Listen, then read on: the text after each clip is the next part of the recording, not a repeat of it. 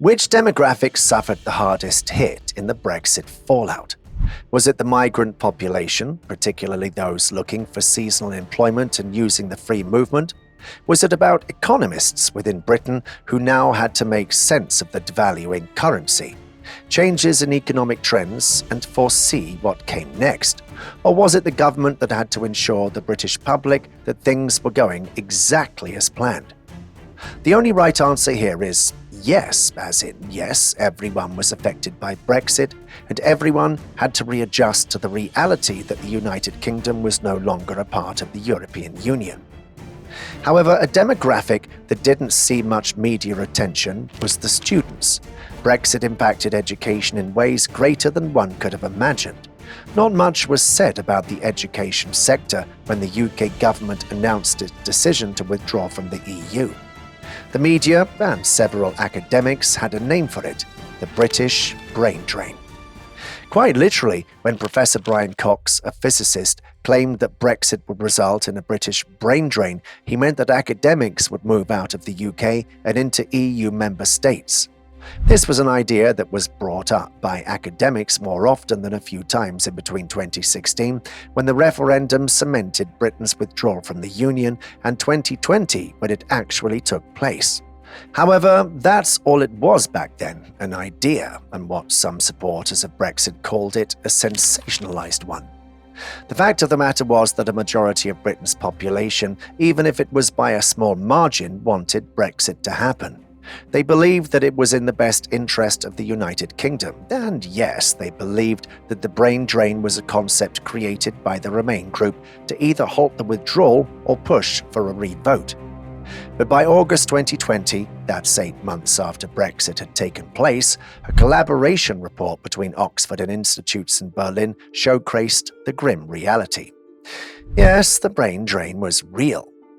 In August 2020, a collaboration between the Oxford and Berlin Research Partnership, a project made up of Oxford University and 4 Berlin institutions, and the WZB Berlin Social Science Centre, also found a seismic shift in the number of UK citizens already living abroad who had decided to go a step further by obtaining EU member state passports since 2016, showing how Britain's vote to leave the EU pushed many individuals into long-term decisions. Using official statistics across the EU and in-depth interviews with people living in Germany, the report found huge changes in migration patterns of UK citizens since the 2060 referendum, which contrasts with largely stable ones among nationals from the EU states remaining in the bloc. It was simple. Brexit had sparked an exodus of economically productive people to move from the UK to EU member states. The brain drain was real. Quantitatively, migration has increased by 30% compared to pre-Brexit statistics, and UK nationals who had been residing in EU member states and had decided to obtain EU member state passports had gone up by 500% overall. In Germany, Britons who chose to apply for German passports went up by 2,000%. The numbers were especially shocking when the report went on to state that UK migrants were among the most educated and skilled migrants from any nation applying for EU state passports. There were about 1.2 million British citizens living in the EU, between 120,000 and 150,000 of whom were in Germany. In the years since the Brexit referendum, 31,600 Brits have been granted dual British-German citizenship. 2019 saw 14,600 naturalizations compared to 622 in 2015. In their conclusion, the report stated that the numbers would have otherwise been expected from a country that's hit with a major economic or political crisis. But isn't that what Brexit was? Even the Leave group understood that the UK would see a change. They were realistic enough to foresee some whiplash, but all for the greater good, a sovereign British state. The Leave group was assured by Leave politicians, including Boris Johnson, who claimed that the UK would make sure it emerged victorious in the aftermath. Was there anything to win, though? In a way, yes. If the UK was able to negotiate a deal with the EU that allowed it to access to several of the alliance perks, including the single market, it would, in so many ways, win. Brexit was eventually a negotiated and mutually agreed upon decision between the UK and the EU, but there was a possibility that the UK government would implement Article 50 and go ahead with a no-deal divorce. That's something that terrified academics. Why?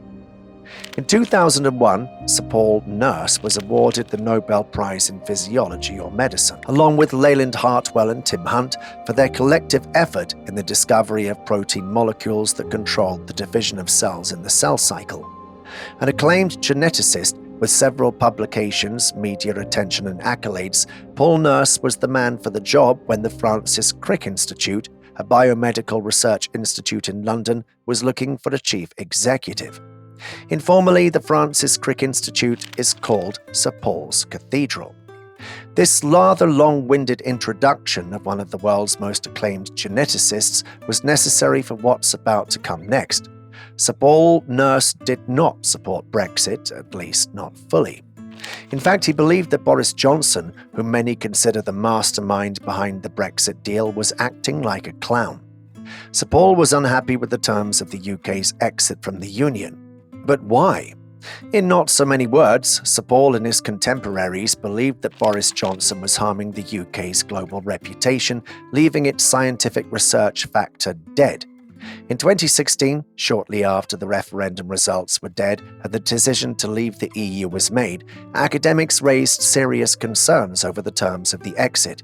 Specifically, they wanted to know if the nation would retain access to the European Commission's research funding program, Horizon Europe. Of the many aims for this €100 billion research program, many pertained to regulating climate change, restoring the Earth's ocean and waters, and working with Europe's beating cancer plan. Altogether, Horizon Europe was gunning to achieve its principal goals by 2030. Now, was Horizon Europe readily accepted by everyone? Not exactly. Funding for the project had come from somewhere, and the EU proposed several means, including a 5% cut from the agricultural budget. Naturally, not everyone was on board, but the majority of academics believed that Horizon Europe would change the face of science forever and do good for humankind. It was necessary for Britain to be part of the program too. However, in the days following the referendum and the actual departure of the UK from the EU, there were several pivotal moments that threatened the nation's participation. The Parliament could come to a decision over the terms of Brexit for the longest time, and the terms of Britain's withdrawal from the EU were still being ironed out. Frustrated, Boris Johnson announced the possibility of a no-deal divorce. To recap, when Johnson assumed the premiership in July 2019, he refocused the goals of the department for exiting the EU to concentrate on a no-deal Brexit. Michael Gove was appointed to the cabinet of ironing out the withdrawal. In Johnson's words, Gove would turbocharge the UK's no-deal Brexit by October 2019. We know that Britain was eventually able to reach an agreement with the EU, something that Sir Paul was desperate for.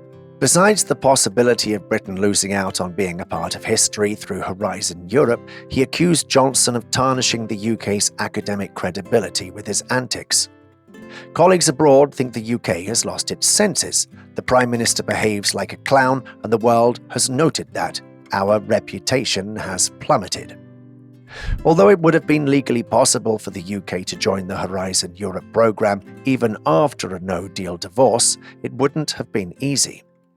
If Britain were to leave without a deal in October as Johnson had planned, funding would have been frozen and the Francis Crick Institute would have nearly £30 million worth outstanding. Sir Paul's sentiments were echoed by academics across the UK. Universities were anxious that there'd eventually be a no funding for existing Horizon 2020 grants, plus there wouldn't be any clarity on how to secure substitute funding to pay research salaries. Initially, the UK was not a participant, but in September 2023, an agreement was reached allowing the UK to associate with Horizon Europe again. The agreement also included participation in Copernicus, the EU's Earth observation programme, but the UK decided not to rejoin the Euratom research and training programme, opting instead to pursue its initiatives in that area. Yes, the numbers have changed. They've halved. Between January and December 2020, the UK's entered a transitional phase wherein EU state citizens were allowed to apply for settled or pre-settled status within the nation. The Home Office saw several applications in those 12 months, some of which were rejected, but many of which were approved. We're now a long way from the transitional period. In 2024, you cannot have it both ways. The number of students from the EU who enrolled for the first year of an undergraduate or postgraduate course was down from 66,680 the year before Brexit came into force, 2020 to 31,000 in 2021. The impact of Brexit, however, was deepest at the undergraduate level, with just 13,155 EU students enrolling in 2021 for the first year of a primary degree, compared with 37,530 in 2020. This means that EU students enrolling in British universities, specifically those from Italy, Germany, and France, have nearly halved because of home fees and student finances being withheld. To put this into context, students paid home fees of just over £9,000 and had student finance available before Brexit. After 2020, fees have risen as high as £38,000. Professor Sarah Prescott of the Royal Society of Edinburgh published an op-ed on the impact of Brexit on the student experience in October 2023.